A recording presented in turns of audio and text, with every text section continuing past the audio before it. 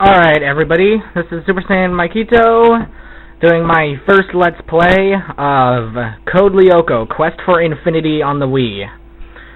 I'm going to be doing some more Let's Plays in the future, but before I do, I decided to choose a nice and short game as like a good test, just so I'll know a little bit more of what to do in the future, and just to pay attention to if I make any mistakes or anything. So, yeah, just be worried, I might make some mistakes, okay?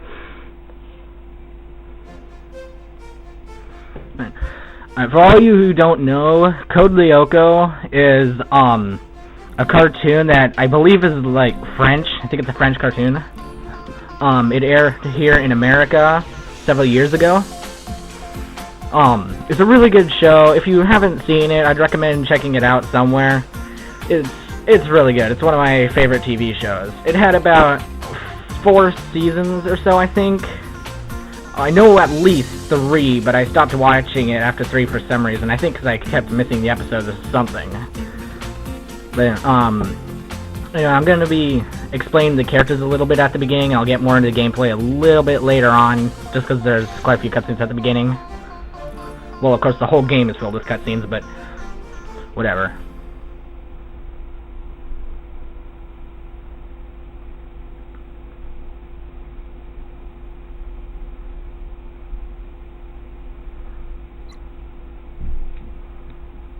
Alright, here's the first part of the game, which is just like the hub. You can talk to random people. I always like to talk to this guy.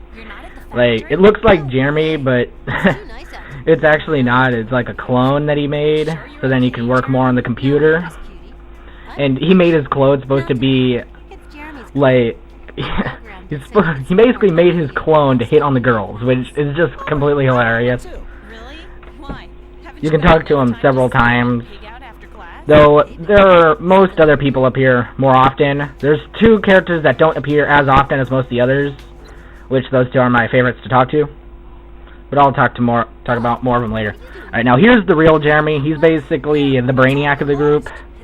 He's really smart. He seems to know how to use the supercomputer right when he first encounters it, which is just kind of cliche for a lot of things in my opinion. Then Odd is the dummy of the group. He's basically the moron who just likes to eat and do whatever he wants. He's definitely the comedy guy of the group. He makes a lot of jokes randomly during the game. It's kind of interesting. His kind of character is typically my favorite, but I actually like another character better. There's still 3 more members of the group, but they're not shown yet until the next level. You've been working non-stop. Shouldn't you sleep a little? You work too much, you know.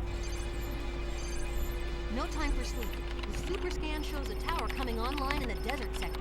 I'll call the others. No, don't! If they skip class, I won't be able to copy their notes. Yeah, see, he just likes to take everybody's notes so then he doesn't have to do it.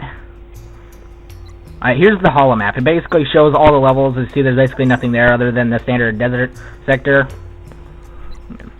Alright, here's the standard cutscene for the game. It looks exactly like the show. Well, the animated ones look exactly.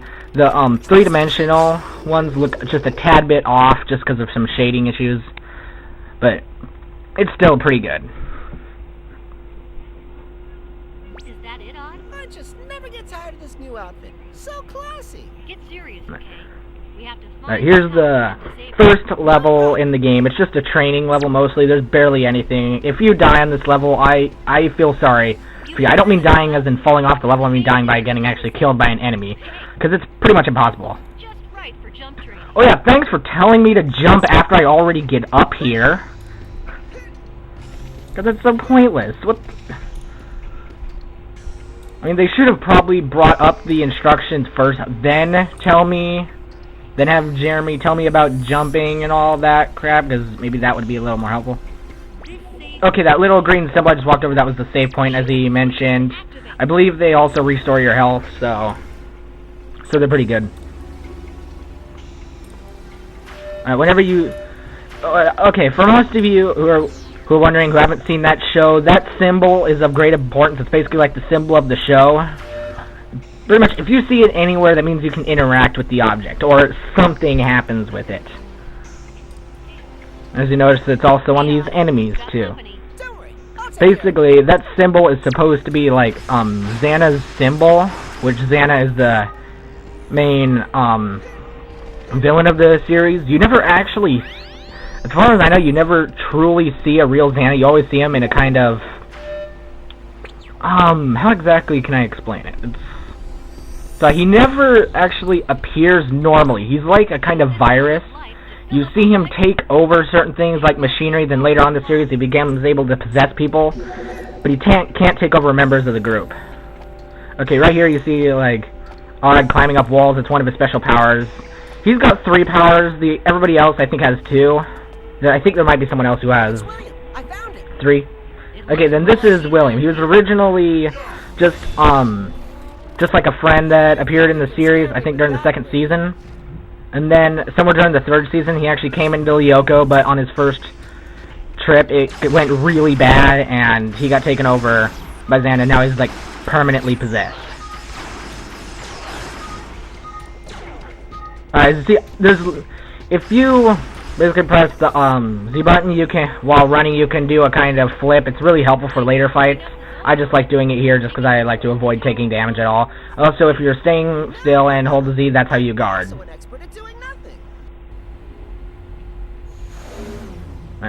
A sign of X.A.N.A is whenever a tower turns red. Usually when it turns red, that means he possesses something out in the real world.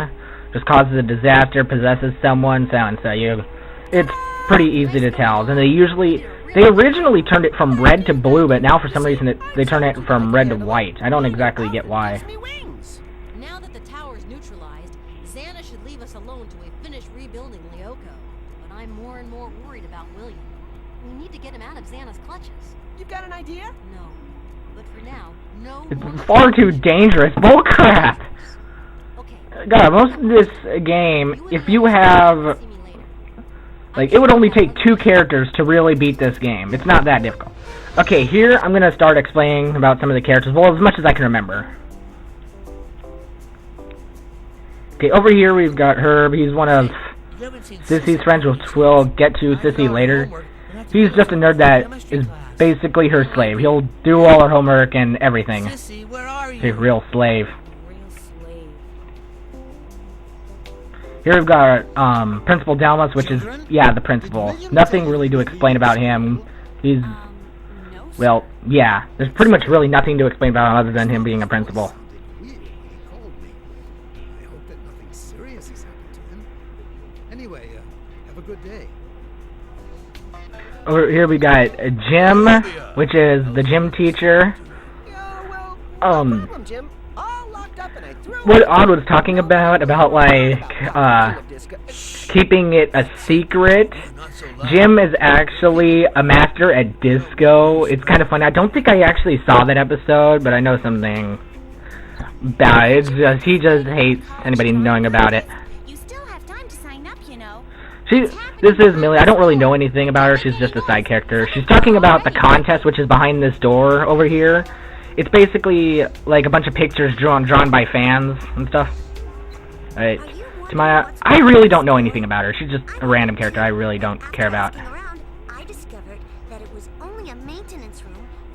Alright, then she's talking about the options, I guess. Miss Hertz, she's another one of the teachers, I guess, that you would see more often, like Jim or the principal. I really can't remember anything about her, except for that pretty much every time X.A.N.A attacks, they're always surprisingly in her exact class.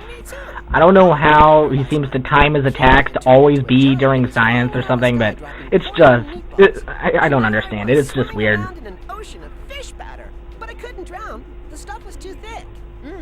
Leave me alone. Alright, then here, what I talked about earlier, Sissy. She's just the annoyance of this show. She's always following Auric, always wanting him to be her boyfriend, and, well, everybody hates her, pretty much. And if you notice that her costume right now is actually different than her costume out, in the school, I don't know if it's just because of laziness or something, but all the main characters seem to be wearing their new season clothes while she's wearing her old one. Then right there, she's wearing her new clothes. What the heck? Then this is Nicholas. He's just the dumb kid. Nothing really to explain. The only thing I got was She's another one of Sissy's slaves, pretty much.